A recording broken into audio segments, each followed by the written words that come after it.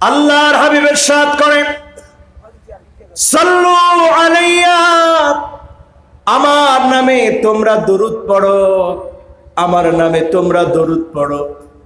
ফাইন্না সালাতাকুম তাবলুগুনি হাইসু কুনতুম, ও আমার উম্মতেরা, পৃথিবীর যেই প্রান্ত থেকে আমি নবীর উপরে তোমরা দরুদ পড়বে, আল্লাহ রাব্বুল আলামিন তোমাদের দরুদটা আমি নবীর কাছে পৌঁছে দিবে। সুবহানাল্লাহ। তো জোরে সোরে আপনারা বললেন না, আরেকটু জোরে মহব্বত নিয়ে বলেন সুবহানাল্লাহ। তাহলে আমরা দরুদ পড়তেছি কোন জায়গায় বসে? বাসিয়াখালীতে বসে। এখান থেকে মদিনা কত দূরে? একটু ধারণা করে বলেন তো কত দূরে? হ্যাঁ, কত? মাশাআল্লাহ, লিল্লাহে তাকবীর। মাশাআল্লাহ, দেখছেন কত ভালো একজন শ্রোতা। ৬,৬৬৩ কিলোমিটার। মাশাআল্লাহ, উনি এই হিসাবটা বলছে। আপনি হজে গেছিলেন তো? যখন হজে যাওয়া হয়, হ্যাঁ, তখন ফ্লাইটে উঠলে মক্কা শরীফে 40 বছর ছিল। আলহামদুলিল্লাহ বলেন। ৬,০০০ কিলোমিটার দূরে আমার রাসূল শায়িত। এখান থেকে আপনি দরুদ পড়বেন, আল্লাহ পাক রাসূলুল্লাহ যেখানে তিনি শায়িত আছেন সে রওদা পর্যন্ত আপনার সালামকে আল্লাহ পৌঁছায় দিবেন। বলেন আল্লাহু আকবার। দরুদ পড়তে রাজি আছেন? আবারও পড়ি, মুহাম্মাদুর রাসূলুল্লাহ সাল্লাল্লাহু আলাইহি ওয়াসাল্লাম। আমি আপনাদের কাছে দুইটা জিনিস আজকে চাবো। একটা হচ্ছে ডানে বামে সামনে পিছনে কেউ আমরা কোনো কথা বলবো না, পড়ি ইনশাআল্লাহ। আর আরেকটা বিষয় চাবো, সেটা হচ্ছে আমরা কেউ দাঁড়িয়ে থাকবো না, সবাই আমরা বসে পড়বো, পড়ি ইনশাআল্লাহ। পারবেন না ইনশাআল্লাহ? অনেকে চিন্তা করছিল একটু দাঁড়ায় থেকে ওয়াজটা শুনবো, একটু পরে চলে যাবো। হুজুর তো এটাও বন্ধ করার সিস্টেম করতেছে। আলহামদুলিল্লাহ, সবাই আমরা বসে পড়বো, পড়ি ইনশাআল্লাহ। একজন বাচ্চা কুলে নিয়ে আসে, অসুবিধা নেই, আপনি দাঁড়ায় দাঁড়ায় শুনেন, আপনার জন্য অনুমতি আছে।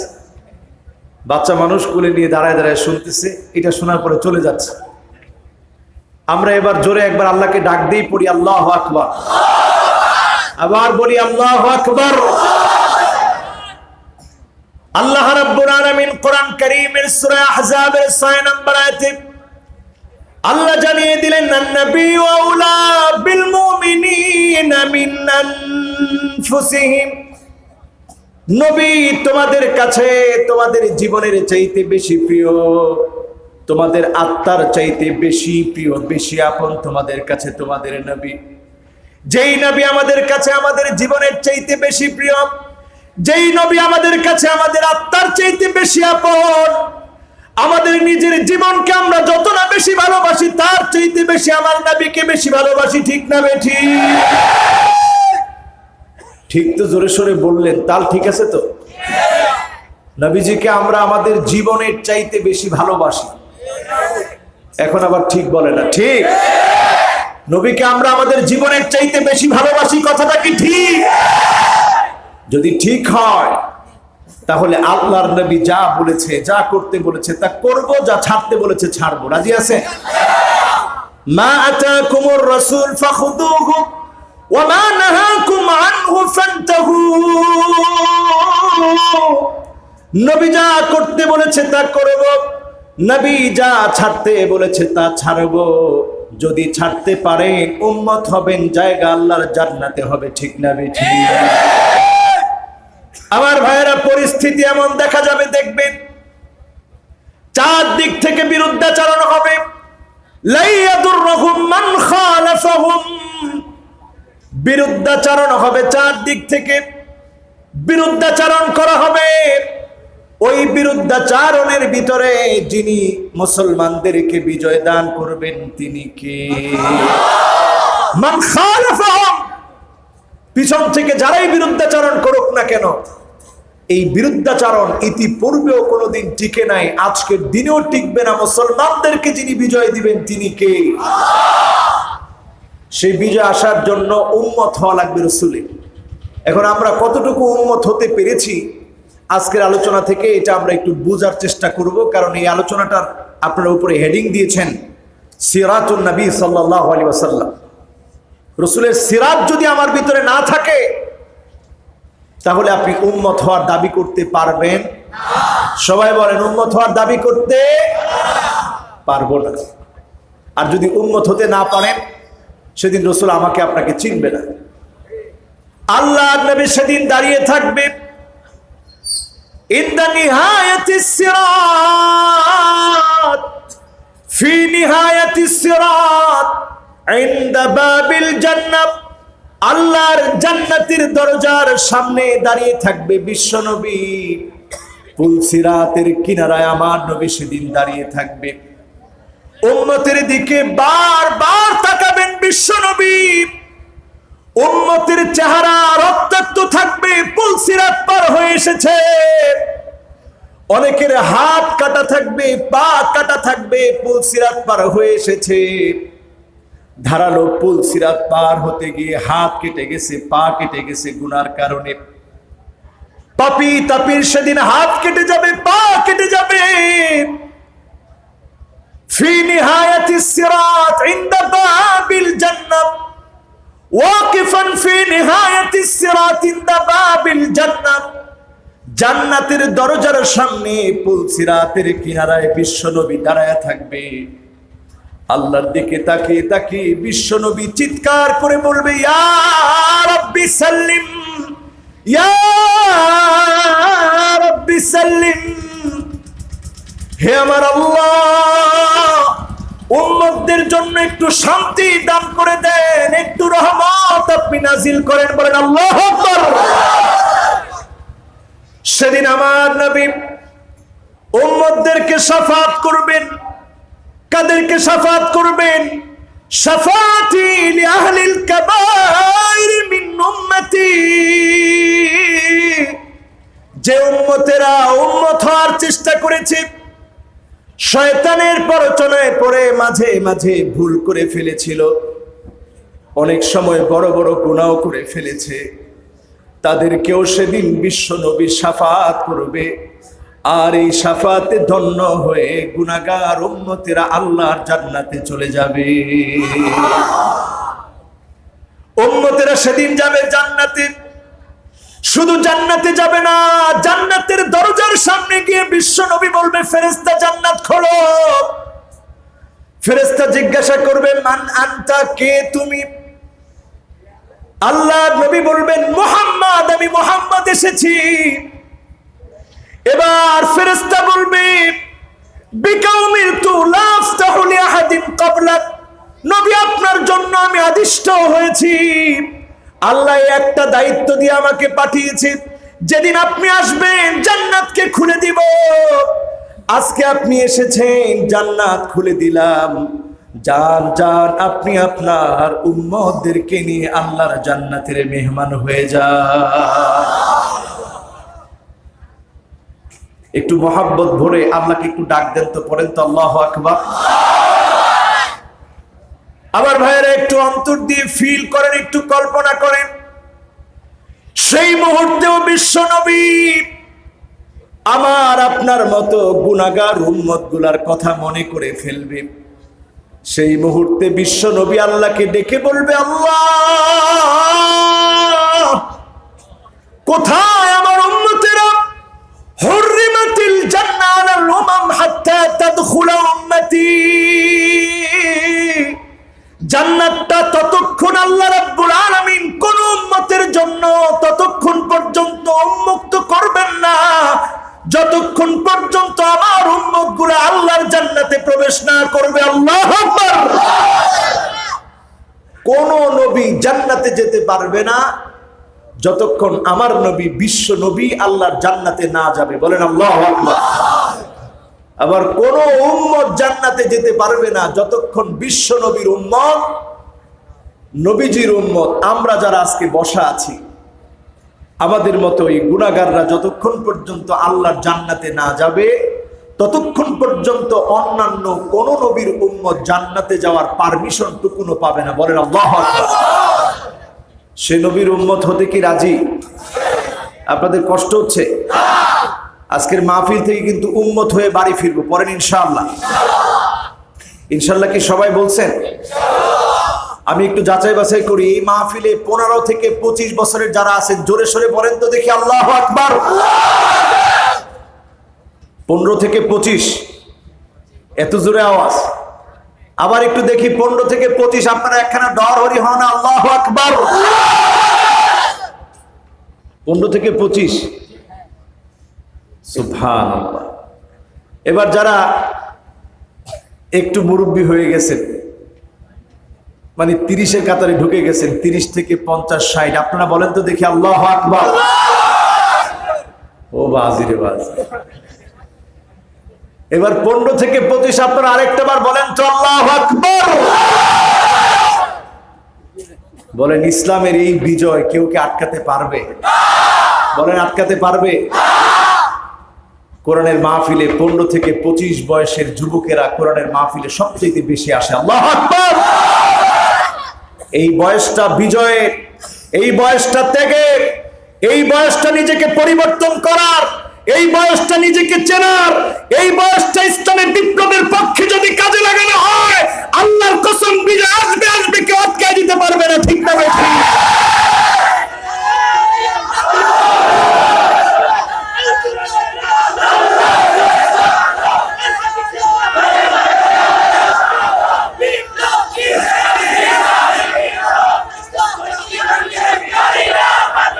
মাশাআল্লাহ, মাশাআল্লাহ। বিপ্লবের স্লোগান আরো বিপ্লবী কণ্ঠে চাই। রাজি আছেন মুসলমান? আচ্ছা, এই যে স্লোগানগুলো আমরা দেই, স্লোগানের ভিতরেও স্পিরিট আছে না নাই? বলেন এই স্লোগানের ভিতরে চেতনা আছে না নাই? কিসের চেতনা? বিজয়ের চেতনা। কিসের চেতনা? কিসের বিজয়? সবাই বলেন কিসের বিজয়? ইসলামের বিজয়। ইসলামের বিজয়ের চেতনা যাদের মনে আছে, বিশ্বনবীর উম্মত হওয়ার জন্য যারা আসছেন, ইনশাআল্লাহ আমরা আজকে বিশ্বনবীর উম্মত হয়েই বাড়ি ফিরে যাব। পড়ি ইনশাআল্লাহ। আমার ভাইয়েরা, আমার বন্ধুরা, আজকের মাহফিলে যারা আমরা এসেছি, জীবনে কোনোদিন নবীজিকে দেখি নাই, না দেখে আমরা ঈমান এনেছি। আর নবীজি আমাদেরকে এত বেশি ভালোবেসে ফেলেছে, আল্লাহর নবী তিনবার বলেছে সুম্মা তুবা, সুম্মা তুবা, সুম্মা তুবা। সাহাবায়ে কেরাম অবাক হয়ে গেলেন, শাজারে তুবার নিয়ামত কাদের জন্য বলা হচ্ছে? আল্লাহর নবী বললেন মান আমানা বি ওয়া লাম ইয়ারানি, যারা আমি নবীর উপরে ঈমান এনেছে, জীবনে কোনোদিন আমি নবীকে দেখে নাই, তাদের জন্য আল্লাহ পাক আল্লাহর জান্নাতের শাজারে তুবা নামক নিয়ামত আল্লাহ দান করে দিবে। আজকে যারা এখানে বসেছেন, একটাবার চিন্তা করেন, কল্পনা করেন, শাফাআতি লিআহলিল কাবাইর মিন উম্মতি, উম্মতের গুনাহগারদেরকে বিশ্বনবী সেদিন শাফাআত করবেন, কিন্তু কিছু লোককে সেদিন বিশ্বনবী চিনবেন না। সুহকান সুহকাত লিমান গায়্যারা বাদি, আমার পরে যে দ্বীনকে পরিবর্তন করেছে তাদেরকে সেদিন নবীজি চিনবে না, দূর দূর করে তাড়িয়ে দিবে। বিশ্বনবী তাদের জন্য শাফাত করবে না, নবীজি শাফাত করবে আমাদেরকে, যারা নবীর সুন্নত মানার চেষ্টা করেছে, যারা নবীর জীবন আদর্শ বাস্তবায়ন করার চেষ্টা করেছে, আল্লাহর নবীর দ্বীনের দাওয়াত ছড়িয়ে দিতে গিয়ে যারা জুলুম নির্যাতন সহ্য করেছে, তারাই নবীর উম্মত হয়ে আল্লাহর জান্নাতি হবে। ঠিক না বেঠিক? আপনি যদি আল্লাহর নবীর উম্মত হতে চান, কয়েকটা উদাহরণ আপনাদের সামনে পেশ করতে চাই।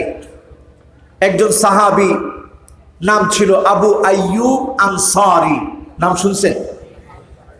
সবাই বলেন নাম শুনেছেন? বলেন তো রাসূলুল্লাহ সাল্লাল্লাহু আলাইহি ওয়াসাল্লাম হিজরত করার পরে কোন সাহাবীর বাড়িতে গিয়ে উঠছেন? সবাই বলেন কোন সাহাবী? এবার সবাই সাহাবীর নামটা উচ্চারণ করেন। কোন সাহাবী? আবু আইয়ুব আনসারী রাদিয়াল্লাহু তাআলা আনহু, যার ঘরে বিশ্বনবী একদিন দুই দিন নয়, বিশ্বনবী যার ঘরে 7 মাস সময় কাটিয়েছে, 7 মাস যেই সাহাবীর ঘরে বিশ্ব নবী ছিলেন, আবু আইয়ুব আনসারী রাদিয়াল্লাহু তাআলা আনহুর বয়স যখন 80 বছর, সেই বয়সে তিনি কুস্তুনতুনিয়া, আজকের তুরস্ক বিজয় করার জন্য আবু আইয়ুব আনসারী তিনি বিজয় করার জন্য তিনি বের হয়ে গেলেন। পানি পথ দিয়ে, সমুদ্র পথ দিয়ে আক্রমণ করলেন। বিজয় করার জন্য তিনি স্বপ্ন দেখলেন। কত বছর বয়সে? এখানে আমাদের সভাপতি সাহেব ছাড়া 80 বছর বয়স হয়েছে। সভাপতি সাহেবের বয়স 80 হয়েছে মনে হয়। হুজুরের বয়স 80 চলতেছে। আল্লাহ যেন হুজুরের হায়াতে তয়্যিবা দান করে, পড়ি আমিন। হুজুর ছাড়া এমন একজন এখানে বসা আছেন, হাত তুলে তো দেখি যে আমারও বয়স 80 হয়েছে। একজনে হাত তুলতে নিছিল, বয়স 25 হয় নাই, পরে সাথে সাথে হাত আবার নামায় ফেলছে। আচ্ছা, হুজুর ছাড়া আর কেউ আছেন এখানে 80 বছর বয়স? একজনও নাই। আমি তো ডানে বামে একজনও দেখতেছি না, কারণ আমার চোখ আলহামদুলিল্লাহ পিছন পর্যন্ত আমি মোটামুটি দেখতেছি আর কি। একজনও নাই যার বয়স 80 হয়েছে। এবার 70 হয়েছে কার? একটু হাত তুলে তো দেখি। 70 একজন মুরব্বী পাইছে, আলহামদুলিল্লাহ। আল্লাহ ওনারে হায়াতে তয়্যিবা দান করুক, পড়ি আমিন। আর আবু আইয়ুব আনসারী রাদিয়াল্লাহু তাআলা আনহুর বয়স কত? সবাই বলেন কত? 80 বছর বয়সে কুস্তুনতুনিয়া বিজয় করার জন্য তিনি আসলেন। কারণ আল্লাহর নবী একটা হাদিসের মধ্যে বলেছেন, লা তুফতাহান্নাল কুস্তুনতুনিয়া ফালা নি'মাল আমিরু আমিরুহা ওয়া নি'মাল জাইশু জা যালিকাল জাইশ। এই কুস্তুনতুনিয়া অবশ্যই একদিন বিজয় হবে। এই ইস্তানবুল একদিন বিজয় হবে। কনস্টান্টিনোপল একদিন বিজয় হবে। এই বিজয়ের যিনি আমির হবে, যিনি নেতা হবে, কতই না উত্তম হবেন তিনি। বলেন আল্লাহু আকবার। আর যারা সৈন্যবাহিনী হবে তারা কতই না উত্তম সৈন্যবাহিনী হবে। আবু আইয়ুব আনসারী সব যুদ্ধে যেতেন। মনের ভিতরে একটা তামান্না ছিল, আল্লাহ আপনি সেই পর্যন্ত হায়াত দিন, যাতে করে কুস্তুনতুনিয়া, কনস্টান্টিনোপল আমি বিজয় করতে পারি, আর আমি যেন সেরাদের সেরা হতে পারি। কারণ বিশ্বনবী বলেছেন তারা সেরা হবে। বলেন আল্লাহু আকবার। আল্লাহর নবীর সাহাবী কত সেরা! সেরাদের সেরা হওয়ার জন্য কুস্তুনতুনিয়া বিজয় করতে গেলেন। বাইজেন্টাইনদের হাতে তিনি শহীদ হয়ে যাবেন। সেই মুহূর্তে সঙ্গী সাথীদেরকে 80 বছর বয়সে বলে গেলেন, সঙ্গী সাথীরা শোনো, আমার যদি শহীদ হয়ে যায়, আমি মৃত্যুবরণ করি, আমি দুনিয়া থেকে যদি আমি বিদায় নেই, এই বাইজেন্টাইনদেরকে তোমরা বলবে, খ্রিস্টানদেরকে তোমরা বলবে, রাসূলুল্লাহ সাল্লাল্লাহু আলাইহি ওয়াসাল্লামের একজন সাহাবী যার স্বপ্ন ছিল তোমাদের এখানে বিজয় করবে, কিন্তু বিজয় করতে পারে নাই, তার এটা আশা আছে তোমরা তাকে জায়গা দিবে, এখানে তার কবরটা হবে, দাফন কাফন এখানে হবে। পড়েন আল্লাহু আকবার। উনি ওসিয়ত করে গেলেন, যতটুকু দূরে পারো আমাকে নিয়ে যাবা, এই কনস্টান্টিনোপল, এই ইস্তাম্বুলের যে কোনো একটা জায়গাতে আমাকে তোমরা দাফন করবে। তিনি ওসিয়ত করে গেলেন, শহীদ হয়ে গেলেন আবু আইয়ুব আনসারী। খ্রিস্টানদের কাছে আরজি পেশ করা হলো, এখানে তিনি আপনাদের শহরে ঘুমাতে চান, একটা জীর্ণ শীর্ণ জায়গায় ওনাকে ঘুমানোর জায়গা করে দেওয়া হলো, কবর দেওয়া হলো। ওই কবর দেওয়ার পরে মুসলমানদের বিজয় বিপ্লব কেমন দেখুন। 100 বছর পার হলো, 200 বছর পার হলো, 300 বছর পার হলো, 400 বছর পার হলো, 500 বছর পার হলো, 600 বছর পার হলো, 700 বছরে এসে সুলতান মুহাম্মদ আল ফাতেহ মাত্র 21 বছরের তাগড়া একজন যুবককে আল্লাহ দাঁড় করায় দিলেন। 3 লক্ষ সৈন্যবাহিনী নিয়ে তিনি আক্রমণ করলেন, এই কনস্টান্টিনোপলকে আল্লাহ পাক বিজয় করায় দিলেন। আল্লাহু আকবার। আপনার চেহারা পরিবর্তন হচ্ছে না, ঠিক না বেঠি? সেই নবীর উম্মতেরা নামাজ ছাড়বেন না ধরবেন? জোরে কোন, ছাড়বেন না ধরবেন? ছাড়বেন? বলেন আর ছাড়বেন? বলেন আল্লাহ জীবনে আর নামাজ ছাড়বো না। বলেন নামাজ ছাড়বো না।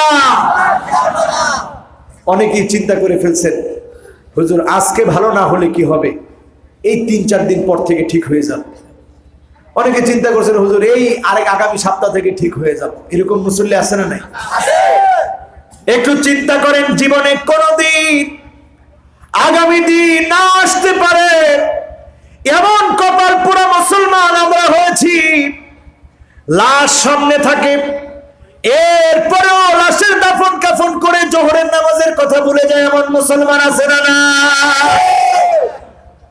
কোন ওয়াজে আর কদ্দুর লাভ হবে? এজন্য হৃদয় থেকে একটু অনুধাবন করেন, হৃদয়টারে পরিবর্তন করেন, আমাদের এই সেন্টারটা ঠিক করার চেষ্টা করেন। নুকিতাত ফি কলবিহি নুকতাতুন সাউদা, গুনাহ করে করে কালো কালো দাগ ফেলে দিয়েছেন। আজকে একটা তওবা করে মোনাজাত করে বাড়ি যাবেন, বলবেন আল্লাহ জীবনে আর গুনাহ করব না। যিনি কবুল করবেন তিনি কে? রাজি আছেন? বলেন রাজি আছেন? আজকের মাহফিল থেকে কিছু বাড়ির কাজ। 1 নাম্বার বাড়ির কাজ তাওবা। জোরে বলেন 1 নাম্বার বাড়ির কাজ কি? ওয়াজ কিন্তু শেষ, এখন আর আমরা কেউ উঠবো না। এতক্ষণ আপনারা মনোযোগ দিয়ে শুনছেন, মনোযোগ নিয়ে শুনছেন, মনোযোগী ছিলেন, এখন আর উঠবো না। আমরা ইনশাআল্লাহ সরাসরি মোনাজাতে চলে যাবো। বলি ইনশাআল্লাহ। 1 নাম্বার বাড়ির কাজ তাওবা। জোরে বলেন কি কাজ? তাওবা। কি কাজ? বাড়ির কাজ। কি কাজ? তাওবা করবেন কখন? ও বাজিরে বাজ, কেন চালাক লোক, যখন গুনাহ করব তখন। আচ্ছা গুনাহ ছাড়া আছেন কখন? কোন এই যে আলহামদুলিল্লাহ এখন যে সময়টা পার করতেছি সওয়াব আর সওয়াব, আল্লাহু আকবার। কিন্তু সওয়াবের মধ্যেও কয়েকজন গেছে যে হুজুর একটু 5 মিনিটের বিরতি দিয়ে আসি, এরকম ওয়াজ শুনুন নেওয়া আছে না নাই? 5 মিনিটের বিরতি দিছে আর কি, সওয়াবের মধ্যে থেকে আবার গেছে। এই যে সওয়াবের মধ্যে আছেন, এর থেকে বের হওয়ার পরে সময় বের করে নেবেন। 1 ঘন্টা যদি আপনি দুনিয়ার কাজ করেন, অন্তত 1টা মিনিট আল্লাহর কাছে তওবা করে ওই 1 ঘন্টা দুনিয়ার কাজের পরে 1 মিনিট আল্লাহর জন্য দিয়ে দুনিয়ার কাজটাকে আপনি সার্থক করে ফেলেন। পড়েন আল্লাহু আকবার। কয় মিনিট? আস্তাগফিরুল্লাহ পড়তে কয় মিনিট লাগে? 1 মিনিট লাগে। ওয়া মিন কুল্লি হাম্মিন ফারাজা, দুশ্চিন্তা আছে, ওই দুশ্চিন্তাগুলোকে যিনি মুহূর্তের ভিতরে কাটায় দিবেন তিনি কে? ইস্তেগফার করতে রাজি আছি ইনশাআল্লাহ? 2 নাম্বার আমার ভাইয়েরা, তাকওয়া, আল্লাহর ভয় অন্তরের মধ্যে জাগ্রত করে। এখন আল্লাহর ভয় যদি আমাদের ভিতরে থাকে, আল্লাহর কসম আপনার দল, আপনার নেতা কোনো কিছু আপনাকে ভয় দেখাতে পারবে না। আপনি একমাত্র ভয় করবেন কাকে?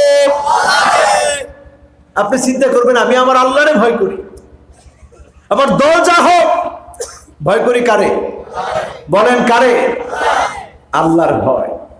এটা যার মনের মধ্যে আছে, যার মনের ভিতরে আছে, ওয়া মাইয়াত্তাকিল্লাহা ইয়াজআল লাহু মাখরাজা, বিপদে পড়েছেন, আল্লাহর ভয় যদি থাকে, যিনি বিপদ থেকে